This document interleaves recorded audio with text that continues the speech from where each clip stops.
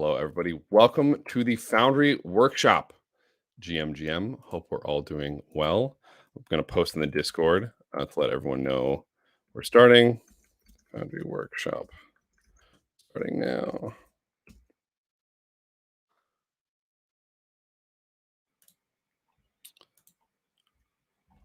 Or my at here's are showing up weird. Yes, the Browning one did happen. Was a little late. That was my bad. I apologize. But yeah, if you want to go rewatch that, it'll be up on the YouTube. So free to go and watch that one. So today, here we have the Foundry one, which I'm very, very excited for. Foundry is one of these really, really cool newer frameworks that a lot of protocols are adopting. The crazy thing about Foundry is it's 100% written in Solidity. It's very exciting. And we have actually Richard here to present this one. Richard made a video, pre-recorded video recently, and we're going to watch that. And then I'm going to jump into answer any questions. So before we do that, do we have any questions that we want to start off with?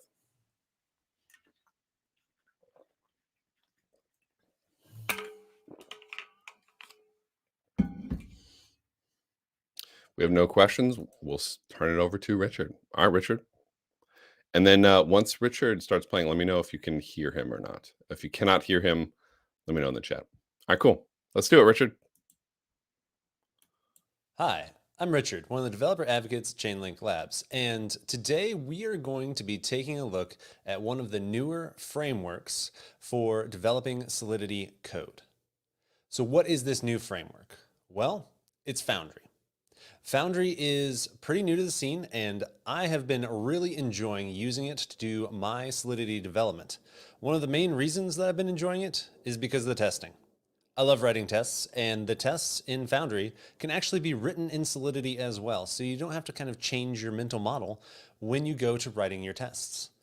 I think that's fantastic. But let's take a look at getting Foundry, getting started, and then we'll take a look at the Chainlink starter kit for Foundry. All right, so if you head to book.getfoundry.sh, you can find the Foundry book. It'll walk you through everything you need to know. It's their documentation, and it is fantastic. On the left-hand side, it may be hidden behind this little hamburger menu here. You will see all the different sections of their documentation. The first place to go if you're trying to get started with Foundry is the Getting Started guide.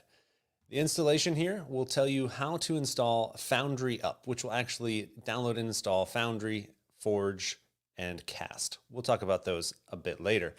But the first thing you can do is you can just run this curl command that will pull down a script off the internet and pipe it into Bash, a shell, if you're using Linux or Mac OS, or if you're on Windows using WSL, and that will install Foundry up. Now, I always recommend, before you run something like this on your computer, make sure you know what it's doing. If you take this URL and you were to follow it, you can see the actual script that will be run when you run this on your computer. So you can check and make sure it's doing something that is legitimate and not something nefarious. Just a pro tip, always check what you're running. Once you've installed Foundry, you should be able to run Foundry up. From there, you'll be able to run Forge, init, and the name of your project.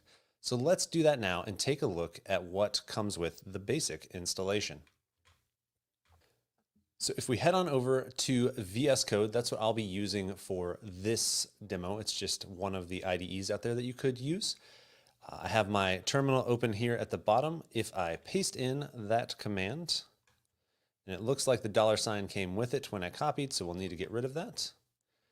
It will create a new directory called Hello Foundry. So Forge, init, and then the name of your project. Under Hello Foundry, you'll see there are two different directories and a few files. Let's take a look at what we have here. So in lib, this is going to be where all of the stuff that's installed lives. It's the library. So we have DS test. That's one of Foundry's testing frameworks, and it allows you to actually run tests based in Solidity. We also have a source folder here that contains a contract. It's a pretty basic contract. It has nothing at the moment, but we'll fix that here in a second. And a test. Inside this test, you can see they're importing that DS test, and they're also asserting that true is true. At this point, you should be able to run forge test.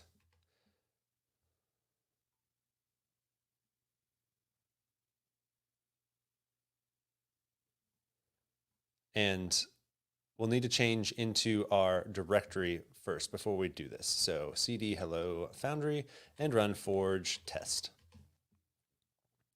So we can see here a couple of things happen. When we run forge test, it compiles our files. So it compiles our contract and our test contract as well. And then it runs the test. So we have our one test example, and it passed. It also tells you right there how much gas it costs to run the functions in that contract, in that function. I think that's pretty awesome. You've got your built-in gas estimation right there. So when this ran, it created a cache that's in an output file. That's going to be where the compiled files live. That's pretty awesome. And it was super fast, right? This took 154 milliseconds to compile. That's amazing. Like, that's screaming fast. Granted, our contract doesn't do much at the moment, but that's pretty fast. So let's make our contract actually do something. If we open up the contract itself and we were to create a couple of things, the first thing we could do is we could just create a simple function that takes in a number and stores it. So let's do that. Actually, I have GitHub Copilot here, and it's suggesting a function hello that returns the string hello Foundry. Sure, GitHub Copilot, that seems like a great function to add. So I'll also do a function with that variable as well, just to see what that looks like from a testing perspective. So if we were to say that we wanted a uint 256 that was public, and we'll just call it number. And then we also want a function set number. Yeah, and we'll pass in the number. We'll make it public, and we'll set our number equal to our number. So now we have two functions in our contract. Let's go ahead and add them to the test. So the first thing to note is this test contract here, it doesn't actually have an import for our contract that we want to test, right? It just kind of tests to make sure that true is true. So we'll need to import our other contract. So we need to go up one directory because we're in the test directory. So we need to go back up to our source directory and import that contract.sol. And then we'll need to set it up. So within the contract test, we'll need to set up our contract, and we can just call it contract public my contract. So this will be from that import. And then we will also need to, in the setup, create it. So setup will run before each different function that's being tested. So we'll set up my contract equals a new contract here. We can leave our test example in here, but we'll create a new one. So function test hello. This is going to be that hello world. So assert that my contract, the hello function. Let's go ahead and pull this over here so we can look at these both at the same time. So the hello function here is what we're going to be testing. So make sure that that passes in hello Foundry, right? That seems pretty good. If we run forge test again, we can see now we have two tests that have passed. Fantastic. You'll notice when we actually are doing something here, the gas starts to go up. The second thing we wanted to test was to make sure that the number was working. So set number. So test set number. And then we are going to pass in a number 42 and assert that it is equal to 42 when we check after we've set that new number. Give that a save, run our test again, and that test passes as well. Now, what if a test didn't pass? What does that look like? Let's just change this to be a value that will fail, just to see what a failing test looks like. Aha, so we have a test failed here, right? And it says that it was this test. We don't have a lot of information. If we want more information, we can use a flag here, -VV, that'll increase the verbosity, more verbose, more information. We can see here, hey, in this log, it's error. A equals B is not satisfied. What we expected was 43. What we got was 42. That can be really helpful, right? When we're looking here and say, oh, I passed in 42 and I expected it to be 43, but really it should have been 42. Save that, and we're good. Now, one thing to know about Foundry that I find really helpful when you're trying to figure out what is going on with the contract, if you do 4 Vs, super verbose. You will see everything that is going on when you call these different tests, right? So we can see here in this test hello, for example, we go into our contract test and we run test hello. That calls the contract itself, the hello function, and that function returns hello Foundry. We can also see here when we call into the set number that it calls a set number function. It returns nothing, right? If we look over here on this function, it returns nothing back. But then when we check number, we can see its value. This kind of verbosity is really good because it's kind of similar to logging. You can look deep down and see what exactly is going on inside Foundry. And for me, I think that is super, super helpful. So that's the basic Foundry init, the basic setup here, right? We've got the ability to create a contract. We can create tests. The tests are all written in Solidity. I think that is fantastic. It's also taught me a lot about Solidity because manipulating things, changing strings around, checking different values against each other will teach you a lot about the language. And if you're trying to learn Solidity even more strongly, then that's fantastic because instead of spending your time in TypeScript or JavaScript or Python or something like that, you're all in Solidity. I think that's great. So what does this look like if we go further in, if we dig a little deeper? Let's take a look at the Smart Contract Kit Foundry Starter Kit. So Chainlink Labs has created this starter kit for Foundry that will give you a fantastic foundation to build off of, especially if you're interested in using Chainlink products. There's a couple things to note about this here. If you check out the Open in Gitpod button, this will actually open a new cloud-based version of the starter kit in Gitpod.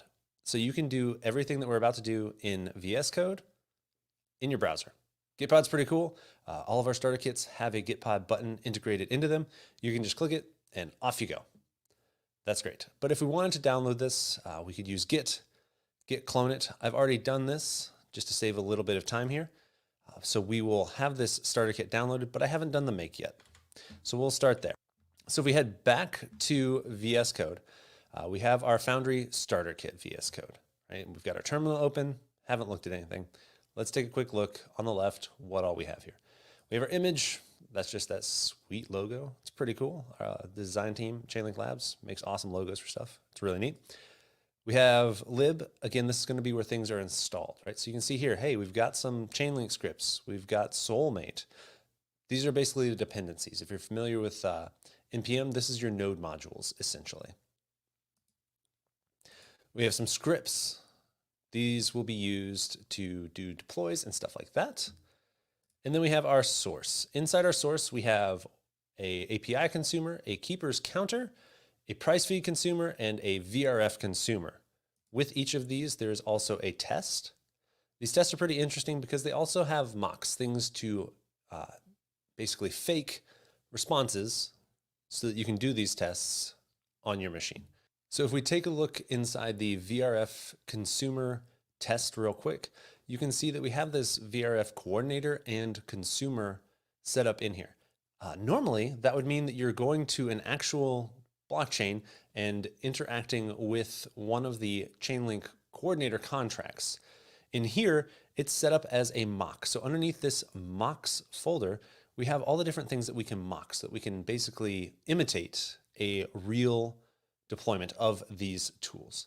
So this allows you to do things like create a test that would ensure that your contract is working correctly when it gets that response back from VRF. It doesn't exactly provide a truly random number, correct? It's just a mock. It's a placeholder for the real response, but it allows you to test and decode your contract locally to ensure that it will work when you deploy it with a real VRF call. I think that's huge. You can see here, this test can get random response. We call our request random words, and then we do need to mock to act like we are the VRF coordinator coming back with that response, right? So this is not something that you would normally be doing. This is what the VRF coordinator contract would do, for example. But I think that's huge. But I've kind of gone down a rabbit hole here talking about tests. we were looking at all the things that were in this folder. So let's do that first. So we have our git ignore, git modules, some stuff to make things look nice with the prettier. The foundry.toml is going to be a place where it'll tell you where your source, your out, your lib folder are going to be. If you want gas reports, how many optimizer runs you want, stuff like that. We have this make file. This is pretty huge. So within the starter kit, we have a make command that will allow you to run a set of scripts, essentially, a combination of different commands together, right? So if we look at what's happening here, if you type make clean, for example, it would run forge clean for you. If you were to type something a bit more interesting than just clean, like deploy Goerli, then you would actually run all of this together. It's huge. It'll save you a ton of typing, and it keeps everything consistent. That is one thing when we think about migrating from using a tool like Remix. And Remix is fantastic, but it's kind of limited, right? If you have a series of contracts together that you want to deploy, or you want to ensure that everything is exactly the same in scripted deployment, Remix isn't great for that. That's where a tool like Foundry, any of these different frameworks come in, right? They make it where you have this repeatable deployment setup and everything like that. And this makefile makes that even easier. So what do we do after we've downloaded this starter kit? Let's head back to the quick start. The first thing we're going to do is just run make all by itself. So it'll look for that make file and do some installing. So we'll make our terminal a little bit bigger here so we can see. So it runs forge clean. It removes a bunch of stuff. It then starts to install all of the different dependencies that we need. And it goes ahead and runs some updates and a build. So it ensures that everything compiles as well. There are some warnings here. It's okay. Warnings are generally okay. If it's a warning, you can fix it if you like. It's not necessary. If it's an error, you got to fix those. So we've run our make. Now we can run make test. And make test, if we want to look at our make file to see what make test does, it just runs forge test. So both of these should have the same output, right? So our make test will go into our source directory, go into our test directory, and say, hey, what are all the tests in here that we need to run? And you can kind of see that here. We have 4 different files here, and you can see we have 4 different sets of tests, right? We have price feed consumer, API consumer, VRF consumer, and keepers counter. So each of these has some different tests inside of them. And so it runs all those tests. You can say, hey, if we run make test and everything's passing, our environment's set up okay, our dependencies are downloaded, everything is good, and our tests are passing. So from here on out, as we make changes, we'll know if we've broken something. Sweet. So we've got that all set up and ready to go. And that's it. We're good to go. We can start developing at this point. If you wanted to run just forge test instead, you can do that. It'll give you the same output.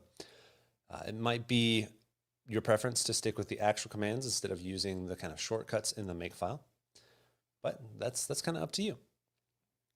So from here, we have the ability to deploy to the different networks. Goerli is the default that we have in here.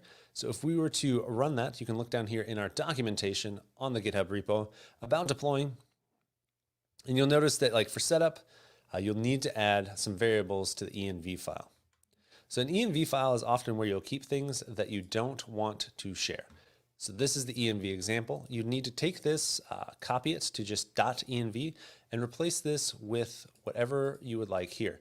One thing to note, you don't ever want to check in your env files. If you go to .gitignore, you should always see .env is in there because envs normally have things like private keys. That's what we have right here. We have the private key for our wallet. That's something that you definitely don't want to share. Never ever share your private keys. If you accidentally check in a private key to GitHub, I would 100% recommend making a brand new wallet, not just an account on your wallet, but a whole brand new wallet and move everything over ASAP because once it's checked into GitHub, it's there and it's on the internet basically. So someone could find it. And if you don't have your keys, then you don't have your crypto. Not your keys, not your crypto. So keep that in mind. Private keys, keep them private. With that, we can take a look here. If we went for deploying, look at some of the examples here. We would make deploy, put in the contract name that we'd like, that would basically run this really long command with all this extra stuff in it. Sometimes seeing the make command compared to the actual command that you would need is very interesting and makes you realize just how great it is to type less stuff. Once you've done this, it will prompt you for a few things, and you'll have your contract deployed to the Go Early test network in this example. That's fantastic. It's pretty easy. I believe that Foundry is working on a little bit different deploy setup to make things even easier. It is a new framework, so it's constantly improving. But yeah, when we look at testing as well, one thing to keep in mind from the documentation is way down here at the bottom, they have the DS test reference. This will kind of give you everything that you need to look at testing and understand that. It's great.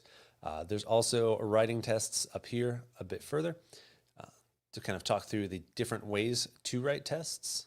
Cheat codes are an interesting part of Foundry. They essentially allow you to manipulate the blockchain that Foundry is testing on, so like that local instance of a blockchain.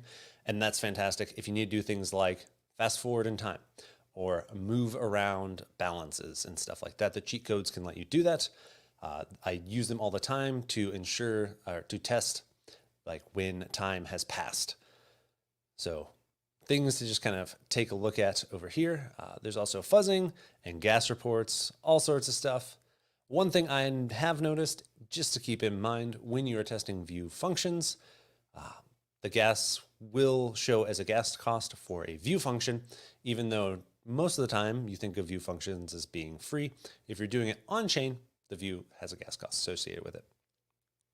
So yeah, that was a quick overview of Foundry, how to set it up, a quick look into the starter kit as well.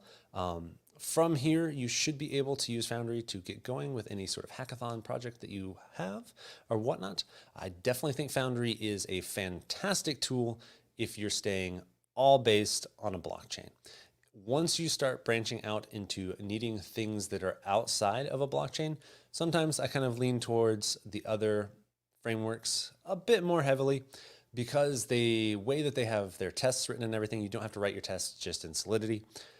It's kind of a blessing and a curse, right? Because all in Solidity means that you are kind of limited to the blockchain with testing, whereas when you can reach outside of Solidity using something like Hardhat and the Mocha framework, do an API call, that kind of thing, to bring in or check other data, it gets a little more interesting in what you can do. So yeah, from here, we should have a bit of a Q&A section, so feel free to ask any questions that you have about Foundry, and we will get to those here.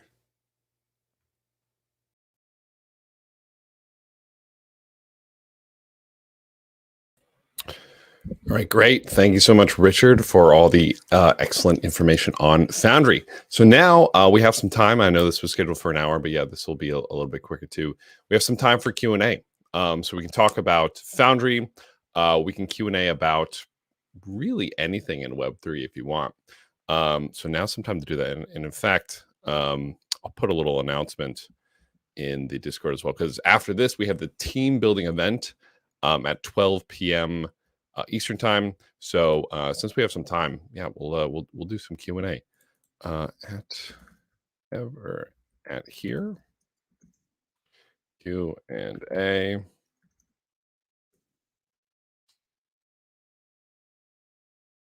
On YouTube, grab the link. Q&A. What?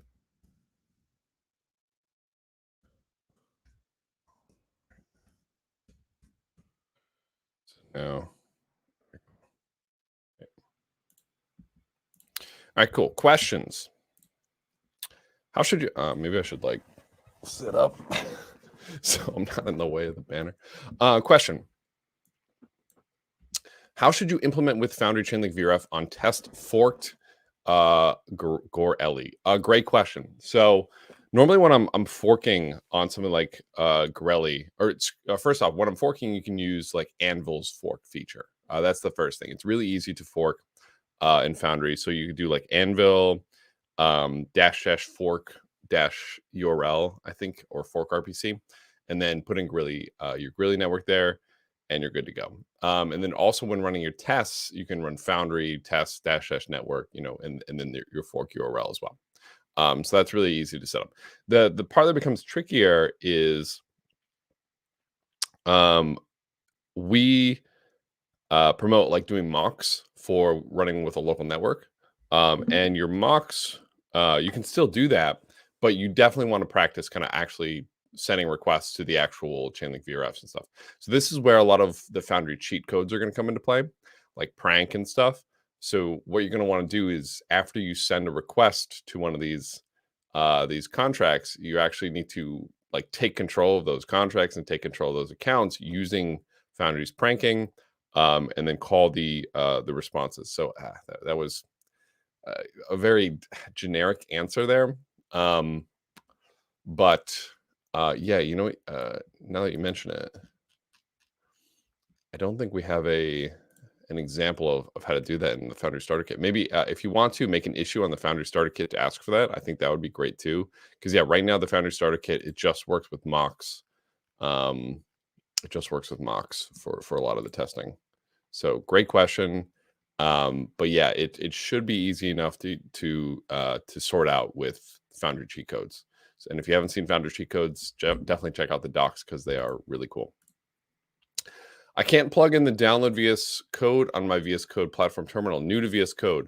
Do I need to open a folder to plug in the Foundry download code? I can't plug in the downloaded code on my VS Code platform terminal. I can't plug in the downloaded code. I'm not sure what that means. What do you mean? You want to plug in the downloaded code? To plug in the Foundry download code. Oh, I think I know what you mean. Yes. So what you need to do in VS Code, you're going to do File, Open, and then open the folder where your code is, and then you should be able. I think you're talking about seeing it like on the left-hand side there. But yeah, GM, what's goody? You have Batman about to destroy you in the background. Sick picture. Are there Foundry additional testing keywords? What do you mean? Yes. If you want to get a little bit more specific there, happy to answer. Or can you use other testing frameworks? Yeah, you can use whatever testing framework that you want.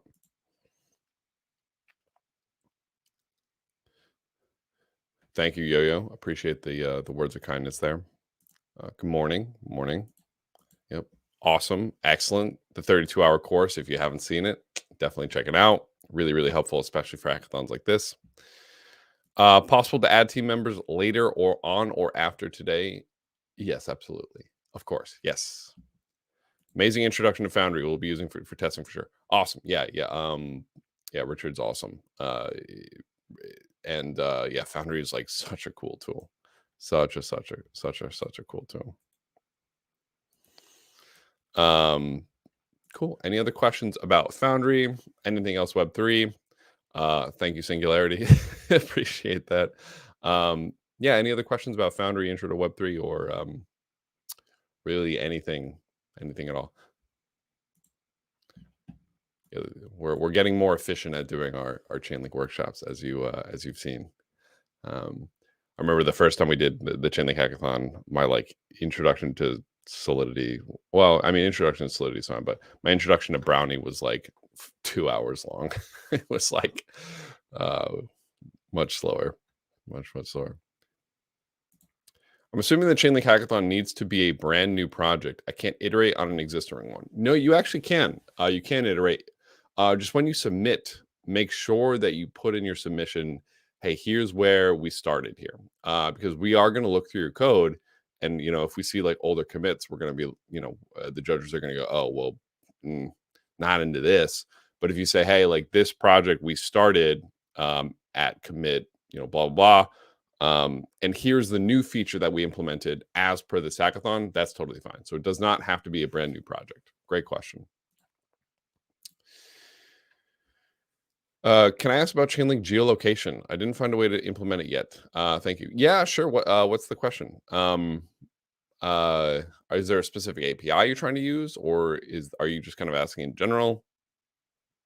how you'd use it, yeah, go. Feel free to ask about that.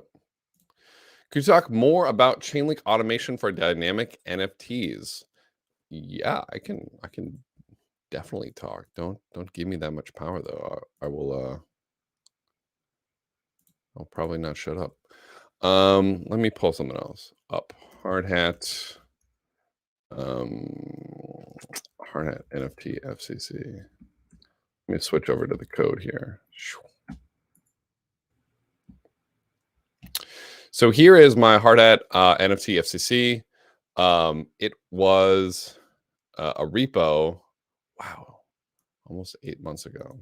Oh well, 4 months ago.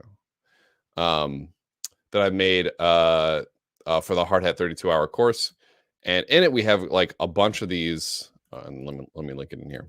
Got a ton of NFTs and different ways to actually create them.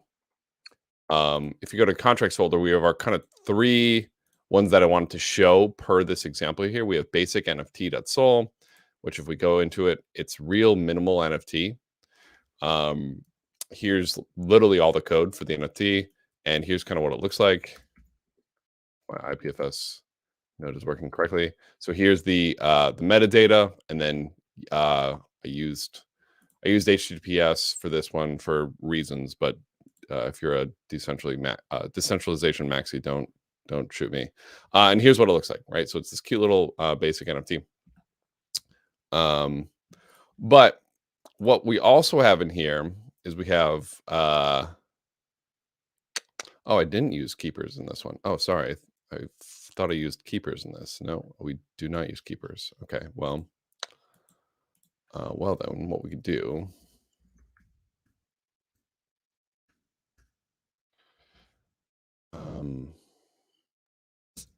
Richard has a really good one somewhere. Contract examples. All right, hold on a second. Hold on, I'm gonna find it. Our contract examples. So Richard made a really cool one. Where is it? Data feeds, no. Ultimate NFT, no. Emoji gachi.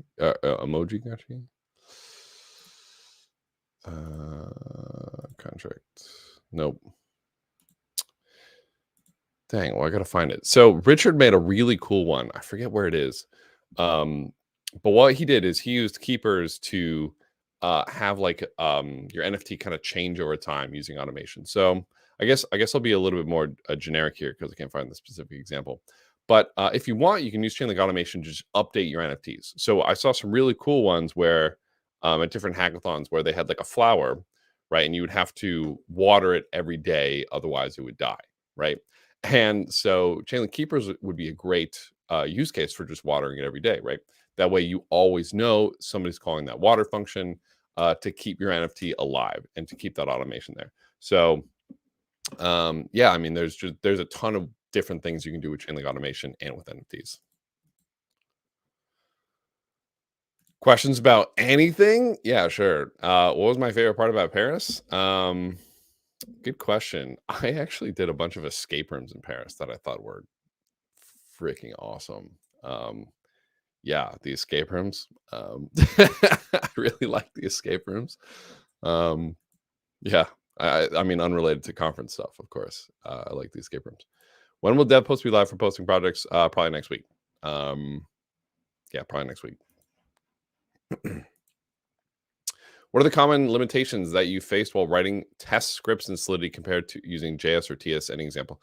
I think the biggest, I actually don't think there's any limitation, to be honest. The Foundry team's done a great job of making sure everything's in there. There is some oddness with, actually, no, there is a little bit of oddness of like, okay, this is definitely not a, Solidity is a language built for smart contracts. And so when you kind of stick Solidity into this kind of scripting functionality, it can get a little bit weird. But the Foundry team has done a great, the Foundry team has done a great job of like making sure everything's pretty good. And if you do run into an issue where you're like, oh, I just can't solve this, this would be so easy in Python or whatever, Foundry comes with this flag called FFI. I forget what it stands for, but it allows you to run like bash commands and stuff inside of your Foundry scripts. So if you want to run something from the command line, you can go ahead and do that. Yeah, so most of the limitations are kind of they are addressed. But yeah, I would say definitely that's like kind of the biggest oddity is there's like this weird oddity of like, okay, like if I want to, if I want to make an HTTP GET call for some big piece of chunk of data or something, I would have to do like a bash script to get that data into my Solidity scripting. And so that can get kind of weird. Great question. Nice beard. Thank you. I haven't shaved in a couple days beard. Can I enter more than one entry? Yes, but that's kind of lame. Just kidding. Yes, but we've seen people do a lot better when they focus on one. I mean, and that's just the reality of it. So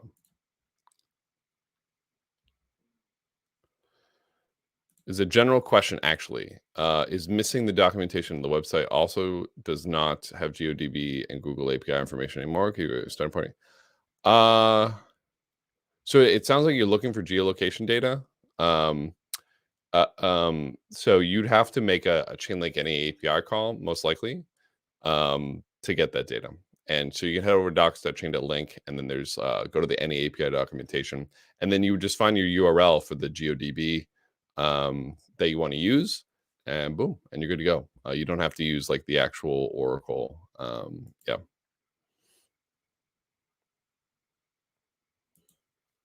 Oh, so Darby posted. Thanks, Darby. Darby posted a video in the chat about Richard using keepers. Thanks, Darby. I'm a developer since 2008. Now I'm trying to move to blockchain world. I know JS Node, React, Angular. Where should I begin? A lot of places. So I'm a little bit biased. I have a little write-up that I've done, if I can find it. This is my biased write-up here. Top 10 smart contract solidity developer learning resources. Start with one of those. Yeah, Chain Shot, phenomenal. There's some those super long YouTube videos are great. You can also just walk through Solidity docs, right? You can kind of start wherever you want. But those are some places that you can take a look at. How do I get my NFT to talk? I have never done an audio smart with NFT.hardhat. How do I get my NFT to talk? Good question. So I actually would have to double check. I forget. Yeah, there's a certain file type you need to have. I forget. This is a great question for Stack Exchange Ethereum. I wonder if it's on Stack Exchange Ethereum. How to get my NFT to talk. Let's look at this. Let's look at this live, right? Why not?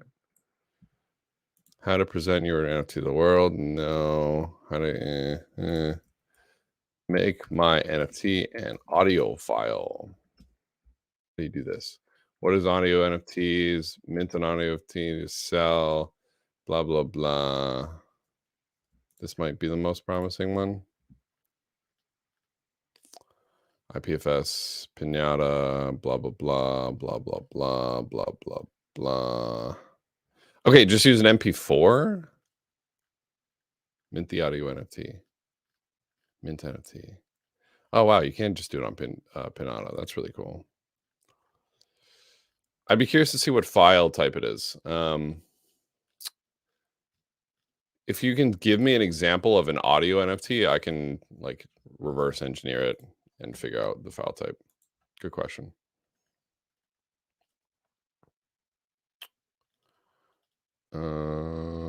What is the future of DevOps with Web3? Good question. Really loaded question. I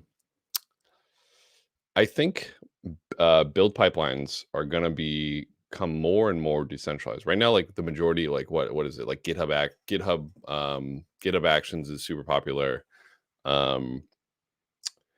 there's still like a lot of like cloud hosting stuff going on. I think people are just going to make decentralized versions of DevOps, and it's going to allow people to build, scale, deploy decentralized context, which I think is really exciting.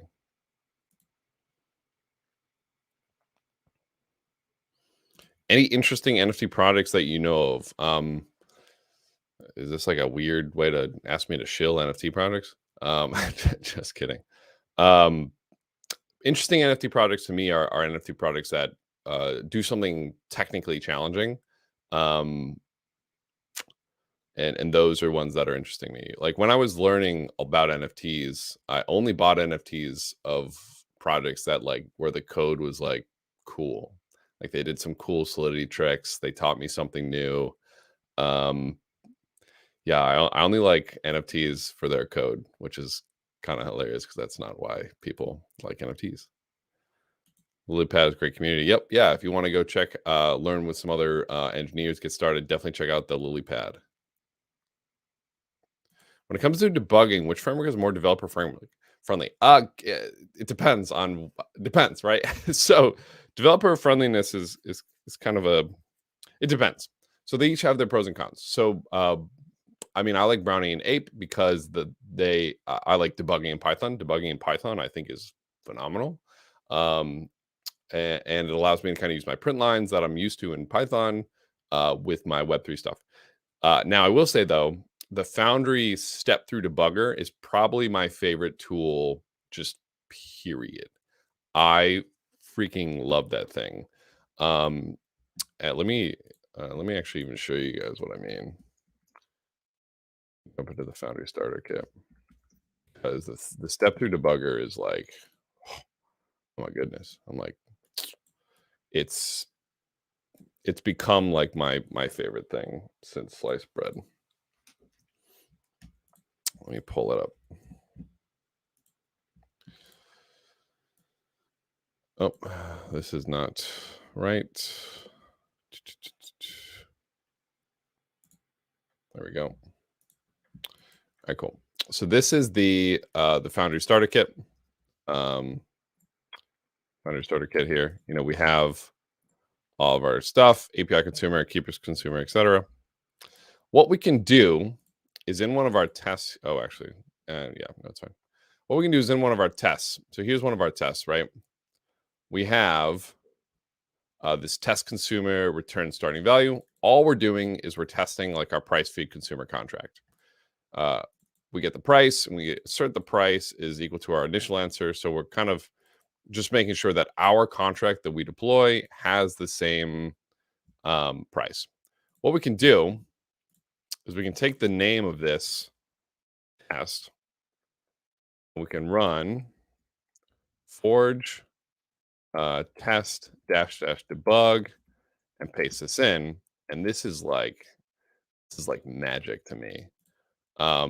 This can be it can be a little overwhelming, but to somebody like me, it's like amazing. And so it'll like compile everything. And what it'll do is it'll drop us into this kind of overwhelming interface here. So this, let me zoom out a little bit.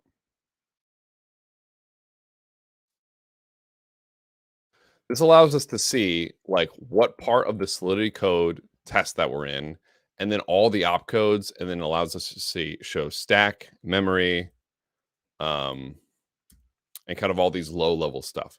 So I absolutely love this. And then what we can do is we can do I don't know why they have J for next. I thought that's really silly. Is we can go opcode by opcode through this test. And let me go really quick. And then we'll also be able to see the Solidity below here update. So now we can see, okay, we're on this line. All these opcodes are associated with this line of Solidity. We'll keep going, keep going, keep going. Okay, cool. Now we're at our price feed consumer. Okay, cool. We're calling latest round data. You know, and we can. It's phenomenal. I absolutely love it. Now it can be definitely overwhelming. To like go that heavy, to go that hard, because a lot of people are like, whoa, like opcode by opcode, that's kind of confusing. So what it also allows, Foundry also allows like you to do like a console.log, you know, job ID or something, or it's like log bytes or something. I'd have to double check. And like when you call a transaction, it'll print out data like that. So I really like that in Foundry as well. Hardhat has something similar to that console.logging, which is really nice. So Hardhat allows that, Foundry allows that. I think the most amount of tooling from what I've seen right now is definitely in Foundry. The step through debugger is awesome. All the console.logs, all the print lines and stuff. But again, it can be a little overwhelming. For maybe a little bit newer developers, I would probably say the Python stuff is a little bit easier, just because Python's just syntactically, I think, a little bit easier. But so those are kind of my thoughts. But yeah, like for more advanced use cases, the Foundry step through debugger is like phenomenal. And a lot of like auditors and like, big galaxy brains in the space are using Forge and Foundry scripting a lot more for debugging stuff, which is really cool. Great question. Hopefully that answered. Can a data feed be an NFT? Yeah. Yes. Does Chainlink work together with IPFS? IPFS and Filecoin are one of the sponsors for this here hackathon. So yes. Yeah, I'm not sure what you're looking for here. But yeah, I mean, you can use you could, for example, make an API call to an IPFS, hash, get the data from that and drop it into your smart contract. So you absolutely can use Chainlink with IPFS. Can debug locally and testnet / mainnet? Yes. Yes, you can do both of those things. The low debugging is awesome. Yeah, I agree. I'm like, I've reached a point where I'm like, I get pissed if I like don't have that functionality available to me to like see like the opcode stuff. Can we submit multiple projects? Yes, but we've seen people that do that not do as well. So I highly recommend just doing one, making it amazing. Yeah, just do one. Great questions here. Any other questions here? Any other thoughts, comments, questions?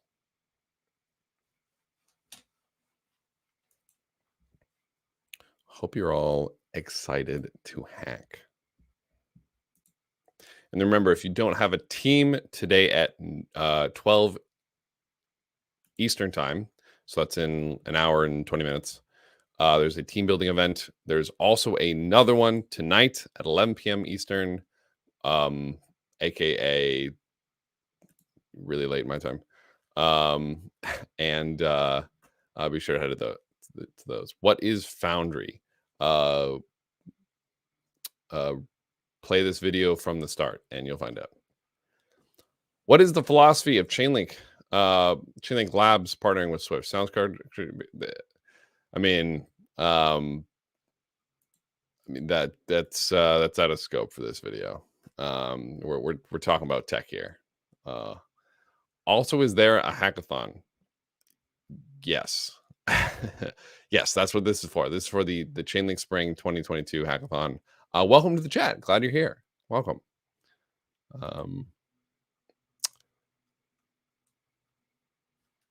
Any other questions?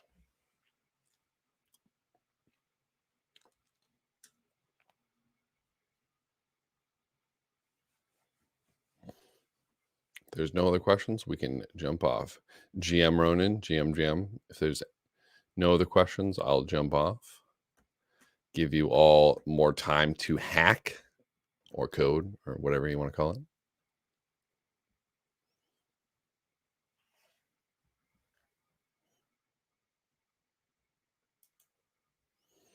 All right, since there are no other questions. Oh.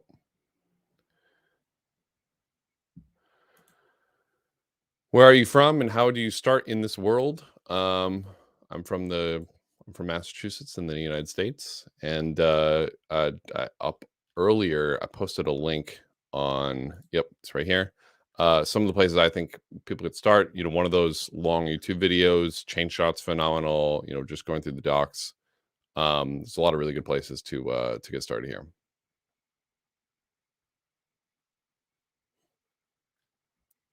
Any favorite Python libs? Web3.py is really good. I mean, I know I love Python. PyTest is like phenomenal. Titan Boa is really cool too. Titan Boa is like a Viper tool. Titan Boa is like really sick.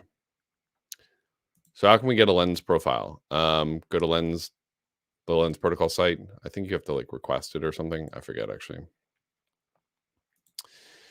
Any thoughts about data sovereign as a way to monetize personal data? That might be a longer conversation for another time. Yeah, that might be a long conversation for another time. Yeah, thanks, Darby. Thank you. I'm beginner, so I want to know if you need to test in multiple lang or should you just write tests in one? Like, should you choose Brownie and okay. No. So if you're using a framework, especially for beginning, like just use that framework, right? Like if you're like, oh, like I want to use Foundry, Brownie, Hard, like, okay, here are your options. You have Hard Hat, Truffle, Brownie, Apeworks, Foundry. I'm missing one. Somebody's gonna get mad at me. Well, you have at least those. Pick one and just use that one. Whatever you want, whatever you use, just pick it. So if you are picking Foundry, everything's in Solidity. If you do Brownie, you're going to do your contracts in Solidity or Viper or whatever. And then all your testing, all your tooling is in Python. JavaScript, Hard Hat is going to be with JavaScript, and Truffle is also going to be with JavaScript. So just pick one. And don't worry about like sticking frameworks together. Just pick one, roll with it. You'll be successful. If you try in the beginning, if you try to work with too much, you'll definitely get overwhelmed and it'll be hard. And it's really redundant, right? Like a lot of the tooling does a lot of the same stuff. So just pick one, go for it. What's Titan Boa? Titan Boa is a really cool tool for working with Viper. Definitely go check it out. It's super sick. Are you allowed to take part in the hackathon? And if so, are you building something great? Yes, you're allowed to take part in the hackathon. Yeah, and yes, hopefully you're building something great. One more question. Do you know any EVM simulator which can be used who want to learn more about how does EVM work at stack, memory level, like how you've shown in debugging?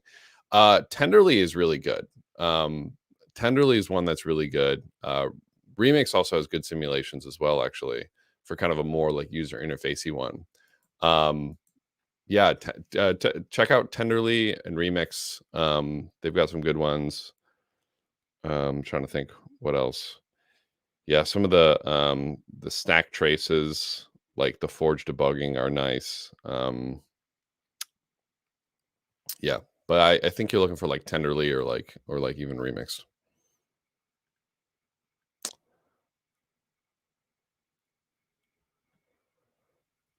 Will there be a difference with Ethereum considered as a commodity versus security?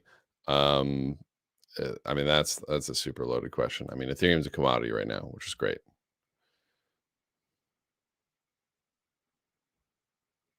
Video on Echidna and other smart contract auditing tools.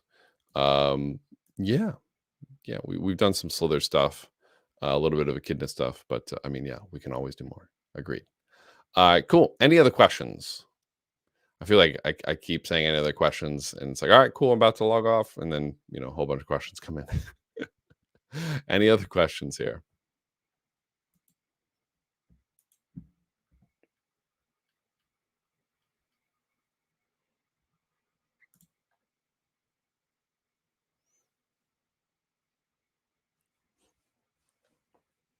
All right, cool. I think there are actually no more questions. So we're going to jump off. Oh, okay, never mind.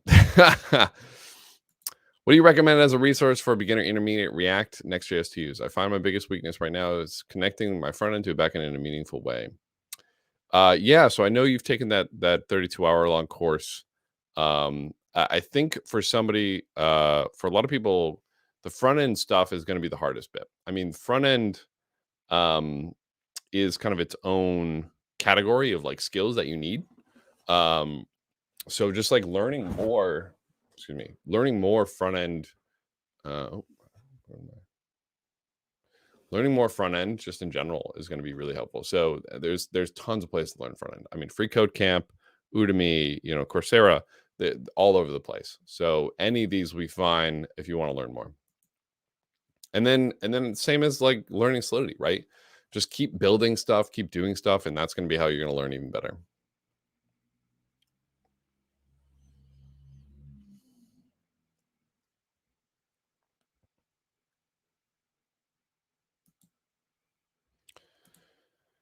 Zero knowledge proof and Chainlink advice for starting point or innovate. Not totally sure I understand the question here.